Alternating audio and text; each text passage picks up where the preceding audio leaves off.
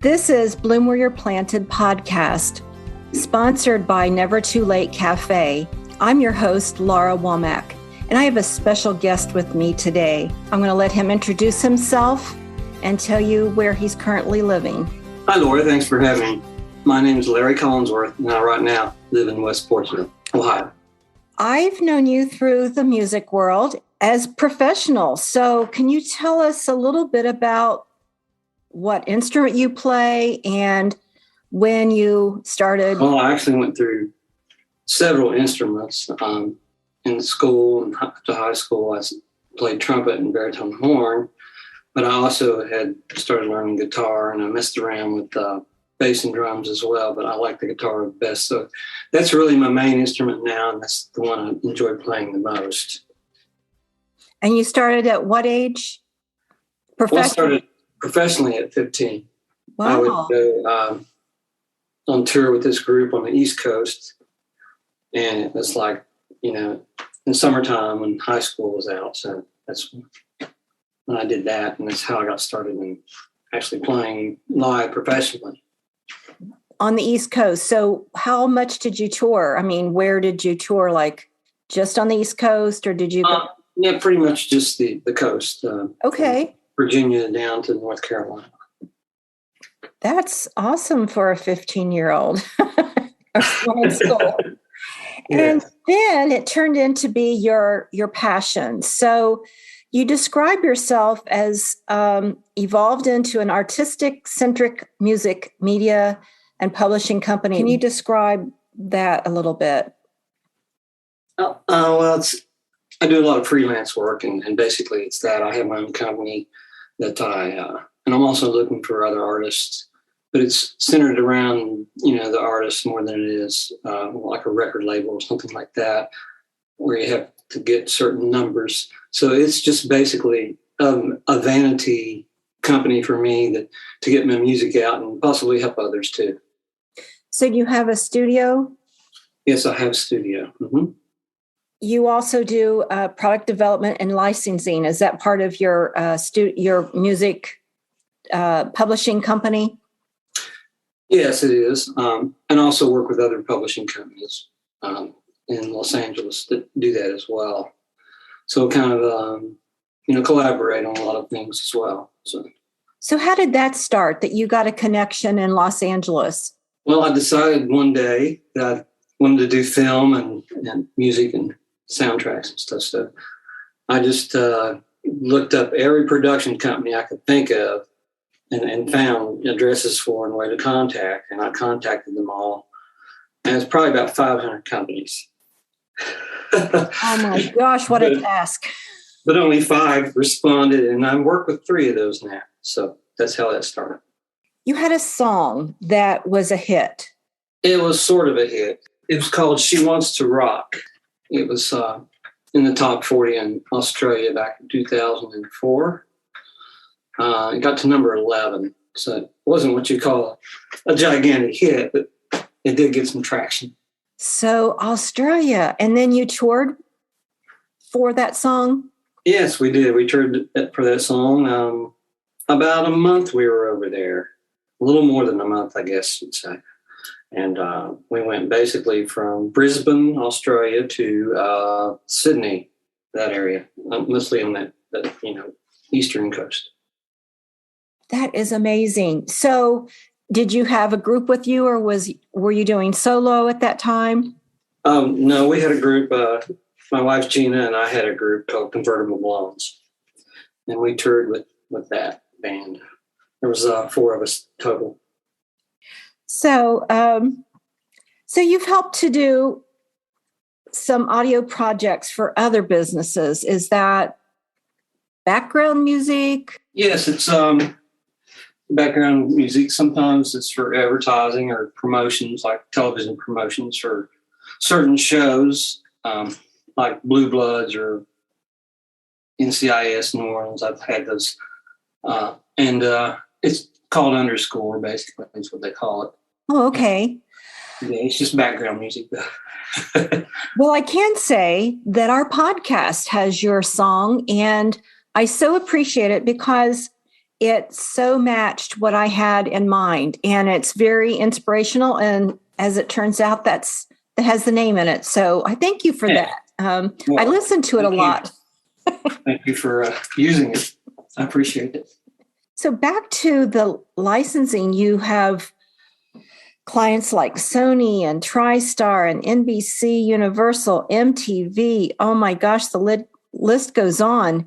VH1, Discovery Channel, Lionsgate, Warner Brothers, and then TV shows. So is this all through your connection in Los Angeles, through your collaborations with those companies? Yes, it is. Two different companies do the television placements for me, and then two of the companies do the movie trailer placements for me. It's from those connections I've had with those companies since about 2004, 2005, probably. So how does that happen? How does that work? Well, they just send in songs, over the years, and they have it in my library. And they just pitch for certain projects where they think those songs would work for. I usually don't know about the placement until after it's already placed. Oh, okay. That's interesting. The reason I'm asking so many questions is just so fascinating that, that you're on so many things, so many shows that we know about. And so then you, TV shows, Ancient Aliens, MTV Road Rules, Passions, Pit Bulls and Parolees. Amazing. That is a wonderful repertoire of your work. So that's wonderful. So then you have some music like movie trailers. Yes, I do. Mm-hmm. Probably the biggest one was Hotel Transylvania 2. Oh, I'm going to have to. And so are you listed in the credits? No, you don't get listed in the credits as an underscore writer. You just get to pay. Okay. It's kind of like being a ghostwriter. Well, they just don't really give credit to trailer composers or music library composers, unless someone wants to research it. I see. See, again, I had no idea. So, so some of the trailers, Hotel Transylvania 2, as you said, Reprisal, Crypto, Trolls 2, Flatliners. That's amazing. I'm going to have to go and watch those shows and or at least listen to trailers and say, hey, I know someone that did this music. So the music won't be on the shows, actually. As far as the trailer music, it won't be on the shows. They usually don't have any music unless it's a big movie like Star Wars or something where that theme song is, everybody knows that theme song. But unless it's something like that, they usually use composers like me to do the music for the trailers instead of the music composer for the movie. That's how it's done. They rarely use the actual theme of the movie, the theme song, unless it's a huge movie and it's very recognizable. So then, in which case, they would use both it in the trailer and the movie. Mm-hmm. But so it can be very different. So it's in the background, so it may not always be noticeable. Say an action scene where there's a lot going on.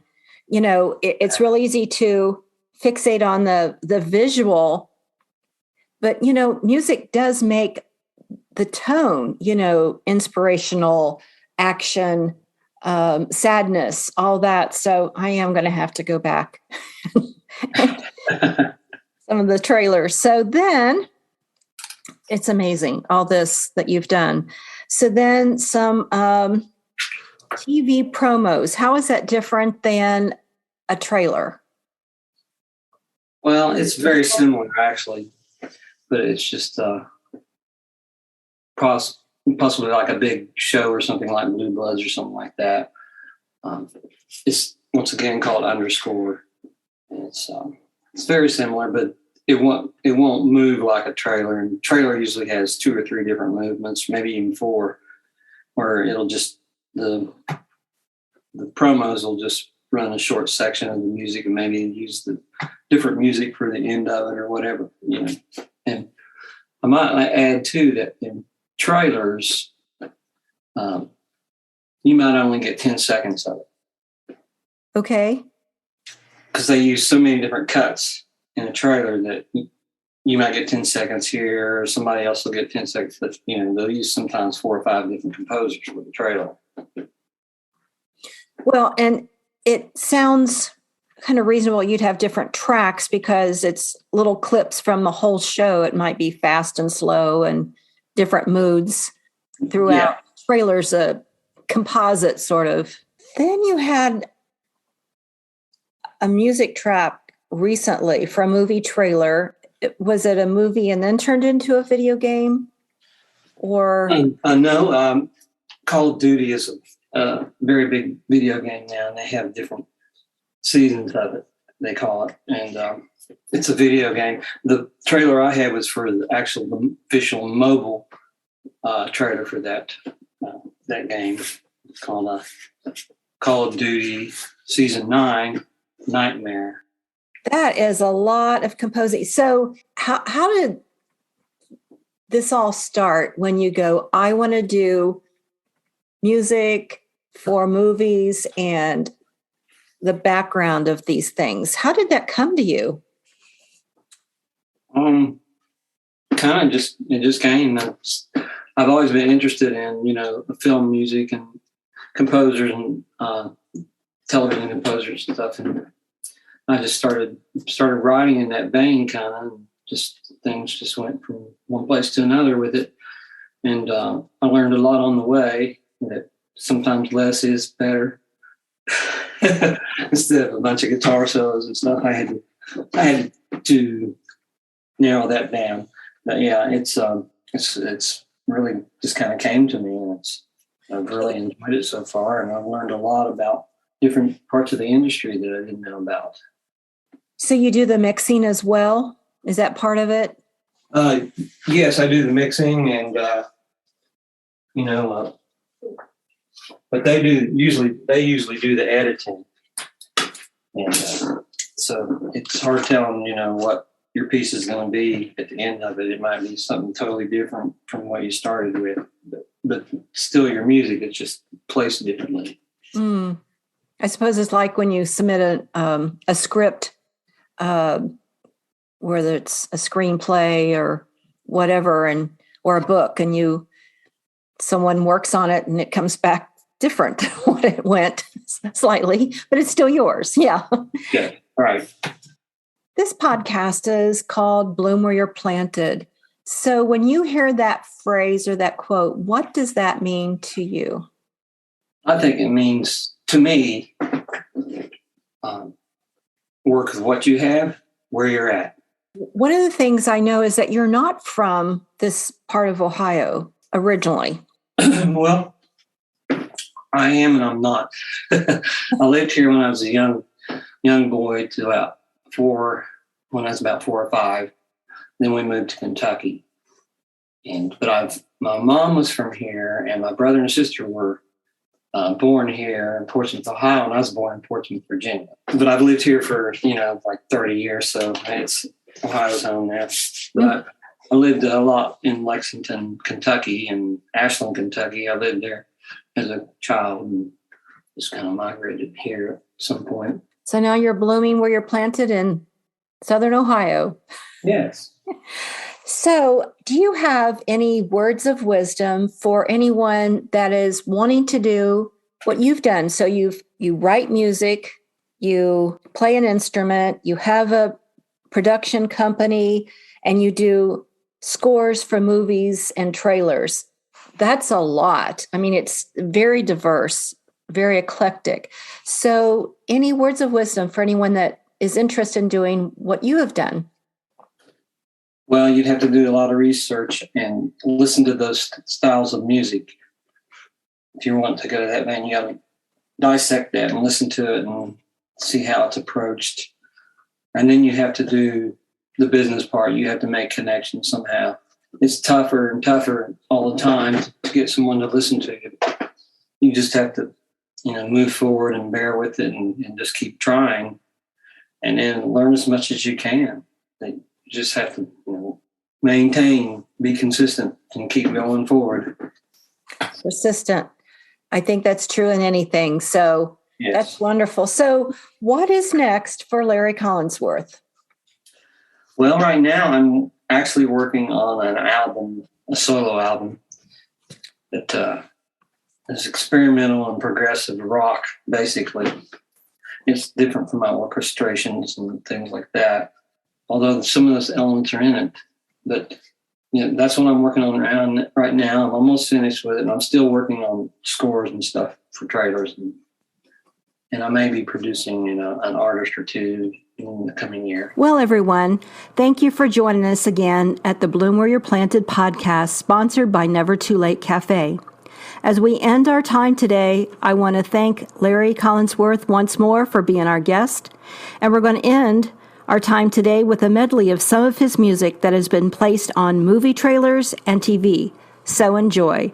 This is your host, Laura Womack, saying bye for now.